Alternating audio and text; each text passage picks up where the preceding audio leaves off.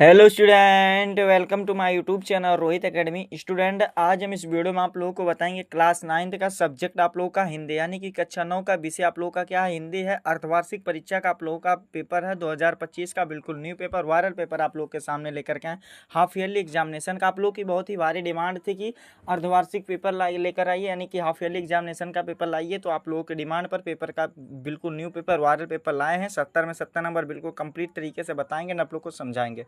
Paper का जो code है यानी कि पैटर्न आप लोगों का क्या एसटी है, पूर्णांक आप लोगों का क्या दिया गया, 70 में 70 नंबर कंप्लीट तरीके से एक एक क्वेश्चन का आंसर बताएंगे एंड आप लोग को समझाएंगे। बस आप लोग वीडियो को अंत तक बने रहिएगा। बाबू, आप लोग वीडियो को शेयर नहीं करते हो तो इस वीडियो को कक्षा 9 के जितने भी स्टूडेंट होंगे उनके पास अधिक से अधिक जरूर शेयर करके पहुंचा दीजिए। एक बार कमेंट कर दीजिएगा कि हाँ, वीडियो को शेयर कर दिया। चलिए बिना देरी के समय गवाए अपने क्वेश्चन पर आते हैं। पहला क्वेश्चन खंड का यहाँ से हमारा स्टार्ट होता है, जिसमें से वो विकल्पीय प्रश्न दिया गया। क्या दिया गया देखिएगा। पहला क्वेश्चन दिया गया, गोदान किस विधा की रचना है, यानी कि जो गोदान है किस विधा की, गोदान जो है वो किस विधा की रचना है। तो ये बाबू उपन्यास है। किसकी उपन्यास है? तो मुंशी प्रेमचंद जी की उपन्यास है। ठीक है, बा वाला ऑप्शन हमारा इसका राइट हो जाएगा। दूसरा क्वेश्चन देगा, भारतीय युग के लेखक नहीं है, यानी कि हमें बताना भारतीय युग के लेखक नहीं, कौन नहीं, हमें ये बताना है। तो देखो, बालकृष्ण भट्ट जो है भारतीय युग के लेखक हैं, पंडित प्रतापनंद मिश्र जी भारतीय युग के, और राधा चरण गोस्वामी जो है ये भी भारतीय युग के, और मुंशी प्रेमचंद जी जो हैं वो क्या है, वो ये भारतीय युग के नहीं है, यानी कि हमारा सा वाला ऑप्शन राइट हो जाएगा। फिर दूसरा क्वेश्चन भी कंप्लीट हो गया। तीसरा क्वेश्चन दिया गया, हिंदी प्रदीप पत्रिका के संपादक हैं, यानी कि हिंदी प्रदीप पत्रिका के संपादक कौन है, हमें ये बताना। तो पंडित बालकृष्ण भट्ट हैं। कौन है? पंडित बालकृष्ण भट्ट है, जो कि बा वाला ऑप्शन हमारा इसका राइट हो जाएगा। फिर अगला क्वेश्चन दिया गया है कि द्विवेदी युग के लेखक हैं, यानी कि द्विवेदी युग के लेखक कौन है, हमें ये बताना है। तो इसका जो राइट आंसर हो जाएगा आचार्य महावीर प्रसाद द्विवेदी जी हैं। बा वाला ऑप्शन राइट सही हो जाएगा। फिर अगला क्वेश्चन दिया गया, नागरिक प्रचारणी सभा के स्थापना हुई, यानी कि नागरिक प्रचारणी सभा की स्थापना कब हुई थी, हमें ये बताना। तो इसका जो राइट आंसर हो जाएगा, द्विवेदी युग में हुई थी। कब हुई थी बाबू? द्विवेदी युग में हुई थी, जो कि आ वाला ऑप्शन हमारा इसका सही हो जाएगा। फिर अगला क्वेश्चन दिया गया, साहित्य लोचन गद्य विधा की रचना है, यानी कि कौन है, हमें ये बताना। तो ये आलोचना है। क्या है? आलोचना है, जो कि सा वाला ऑप्शन हमारा इसका सही हो जाएगा।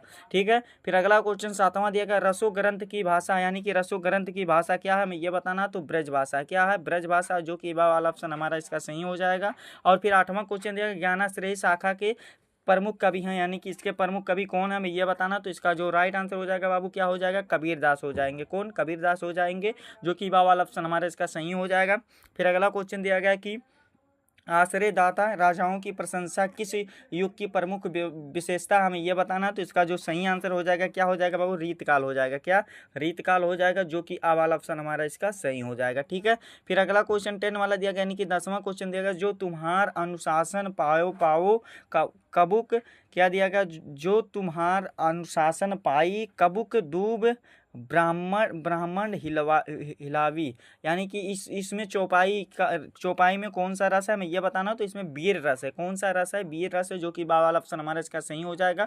फिर अगला क्वेश्चन दिया गया, पंक्ति में क्या दिया गया? पंक्ति में ययोचित विराम को कहते हैं, क्या कहते हैं? तो यति कहते हैं। क्या कहते हैं बाबू? यति कहते हैं, जो कि हमारा इसका सही आंसर क्या हो जाएगा? डी वाला ऑप्शन राइट हो जाएगा। फिर अगला क्वेश्चन दिया गया 12 वाला, कि काव्य की शोभा बढ़ाने वाले तत्वों को कहा जाता है, नहीं कि काव्य की शोभा बढ़ाने वाले तत्वों को क्या कहा जाता है? तो अलंकार कहते हैं। क्या कहते हैं बाबू? अलंकार कहते हैं, जो कि सा वाला ऑप्शन हमारा इसका भी सही हो जाएगा। फिर अगला क्वेश्चन दिया गया, निम्न में अशुद्ध वर्तनी वाला शब्द है, यानी कि अशुद्ध वर्तनी वाला शब्द कौन सा, हमें ये बताना। तो जो ये क्षत्रिय लिखा है ये अशुद्ध लिखा है, जबकि क्षत्रिय जो है या ये वाला सही होगा। ठीक है, फिर अगला क्वेश्चन जो है क्या है, 14 वाला क्वेश्चन कहा है, देखिए कि राम की भक्ति पूजा में किस विधा विराम चिन्ह का प्रयोग हुआ, हमें यह बताना। तो इसका जो सही आंसर हो जाएगा, क्या हो जाएगा? इकराह इकराह उद्धरण चिन्ह का प्रयोग हुआ। किसका? इकराह एक हरा उद्धरण चिन्ह का प्रयोग हुआ, जो कि आ वाला ऑप्शन राइट हो जाएगा। फिर अगला क्वेश्चन दिया गया, अज्ञान का विलोम शब्द होता तो ज्ञान होगा। क्या होगा? अज्ञान का विलोम शब्द जो होगा ज्ञान होगा, जो कि बा वाला ऑप्शन हमारा इसका सही हो जाएगा। फिर अगला क्वेश्चन दिया गया कि यथासंभव का समास विग्रह, यानी कि यथासंभव का समास विग्रह क्या है, हमें ये बताना। तो इसका जो हो जाएगा, जैसा संभव हो।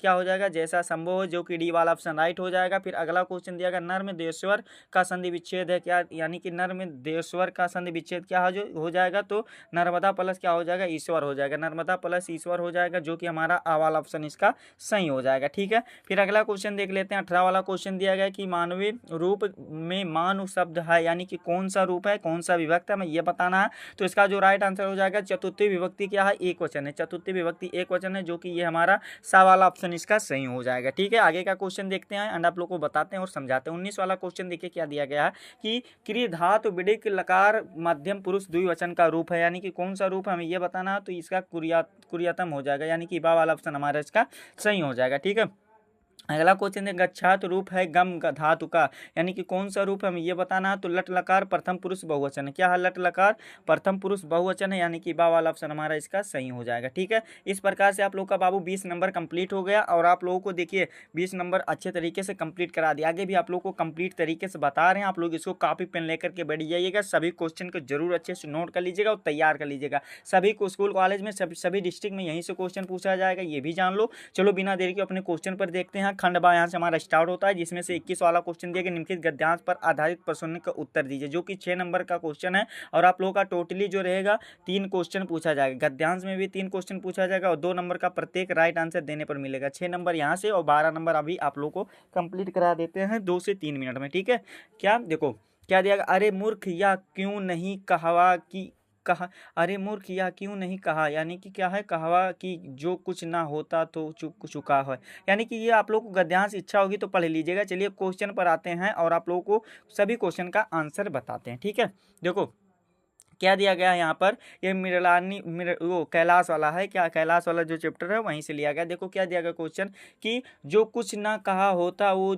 चुका जो कुछ होना था हो चुका, जो कुछ होना था वहाँ वह कहाँ हुआ, वाक्य का आशय स्पष्ट कीजिए। तो इसका आंसर क्या लिखना, इस वाक्य का आशय यह है कि व्यक्ति के जीवन में जो अनचाही घटनाएं थी वह घटित हो चुकी है, और जबकि जो सुखद और वांछित घटनाएं थी वह अभी तक नहीं हुई है और या पूरी नहीं हो पाई है, या निराशा और अपूर्णता का भाव व्यक्त करता है। इस प्रकार से बाबू आप लोगों का 2 नंबर इसमें कंप्लीट हो जाएगा। फिर अगला क्वेश्चन दिया गया, मृणालिनी के कामना तरु से क्या तात्पर्य है। तो इसका आंसर क्या है कि मृणालिनी की कामना तरु से तात्पर्य उसकी इच्छाओं और आकांक्षाओं के वृक्ष से है, जो पल्लवित और पुष्पित होने की बजाय मुरझा गया और या पूर्ण नहीं हो पाया और उसकी अधूरी इच्छाओं का प्रतीक है। इस प्रकार से 2 नंबर इसमें भी कंप्लीट हो जाएगा। फिर आगे का क्वेश्चन देखिए क्या दिया गया, नौका जलमग्न हो गई किस बात की और संकेत है। तो इसका आंसर क्या हो जाएगा, नौका जलमग्न हो गई इस बात की ओर संकेत करता है कि मृणालिनी की जीवन दुखों और परेशानियों से घिरा है और उसके सुख समृद्धि के सपने टूट गए हैं, और यह उसके जीवन में आई घोर निराशा और विनाश का प्रतीक है। इस प्रकार से ये वाला भी क्वेश्चन का आंसर लिख करके कंप्लीट हो गया। फिर आगे वाला देखिए क्या क्वेश्चन दिया गया, 22 वाला क्वेश्चन है, निम्नलिखित पद्यांश पर आधारित प्रश्नों का उत्तर देना है। नंबरिंग का सेम प्रोसेस है, बस क्वेश्चन अलग है। वहाँ पर गद्यांश है, यहाँ पर पद्यांश है। क्या है, रहीमन आंसू नैन दरी जिए दुख प्रगट करे और जाहि निकासे देते कस ना भेद कही दे। ये वाला हमारा ये पद्यांश दिया गया। इसमें क्वेश्चन पर आते हैं और इस सभी क्वेश्चन का आंसर आप लोग को बताते हैं, आप लोग को समझाते हैं। देखिए पहला क्वेश्चन जो दिया गया इसमें देखिएगा, पहला क्वेश्चन जो पद्यांश में पहला क्वेश्चन दिया गया, कौन घर का भेद दूसरों को सामने खोल देता। तो इसका आंसर क्या है, जो व्यक्ति घर से निकाल दिया जाता है या जिसे अपमानित कर दिया जाता है वह क्रोधवश घर का भेद दूसरों को सामने खोल देता है। बाबू 2 नंबर इसमें भी कंप्लीट हो गया।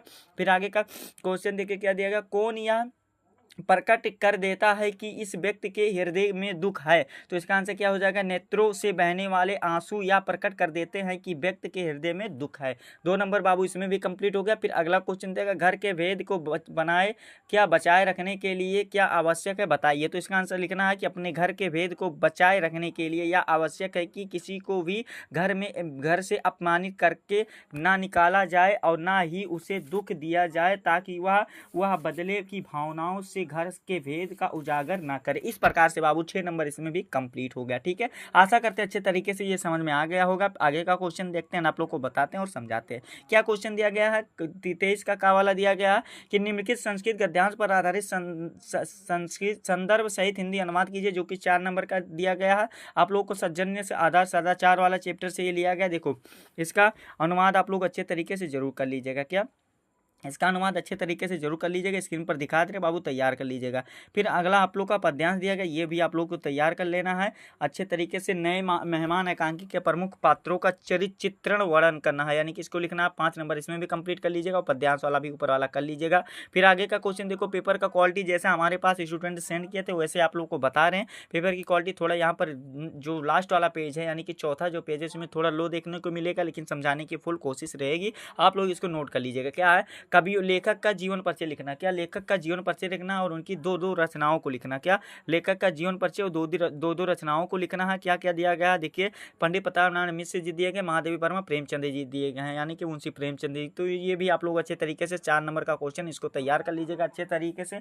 फिर अगला क्वेश्चन देखिए क्या दिया गया, अगला क्वेश्चन दिया गया, निम्नलिखित कवियों में से किसी एक का जीवन परिचय देते हुए उनकी किन्हीं 2 रचनाओं का उल्लेख करना है। क्या दिया गया, कबीरदास है, मीराबाई है और भारतेंद्र हरिश्चंद्र जी हैं। ये वाला भी 4 नंबर इसमें कंप्लीट कर लीजिएगा, 8 नंबर यहाँ से कंप्लीट हो जाएगा। फिर आप लोगों को एक श्लोक तैयार कर लेना है, याद कर लेना है, 2 नंबर इसमें भी आप लोगों का कंप्लीट हो जाएगा। फिर अगला क्वेश्चन दिया गया, निम्नलिखित प्रश्नों में से किन्हीं 2 प्रश्नों का उत्तर देना है। यहाँ पर 4 क्वेश्चन दिए गए हैं संस्कृत के जो कि क्वेश्चन है, तो इसको भी अच्छे तरीके से आप लोग बाबू तैयार कर लीजिएगा। फिर अगला क्वेश्चन दिया गया है क्या कि निम्नलिखित मुहावरे और लोकोक्तियों में से किसी एक का अर्थ बताते हुए वाक्य प्रयोग कीजिए। क्या करना है, वाक्य प्रयोग करना है। तो यहाँ पर देखिए क्या दिया गया है, इसका दिया गया कान में तेल डालना, यानी कि कान में तेल डालना इसका मतलब क्या होता है, कान में तेल डालना इसका अर्थ होता है किसी बात पर ध्यान न देना, यानी कि अनसुनी करना। वाक्य प्रयोग क्या आप लोग अपने अनुसार इसको कर लीजिएगा। फिर क्या दिया गया, दिन दूनी रात चौगुनी, तो इसका मतलब क्या है, दिन दूनी और रात चौगुनी का मतलब क्या होता है बाबू देखो, यानी कि जो दिन दूनी होता है और रात चौगुनी होता है। तो आप लोगों को इसको क्या करना है, अच्छे से आप लोग इसको देख लीजिएगा एक बार, ठीक है।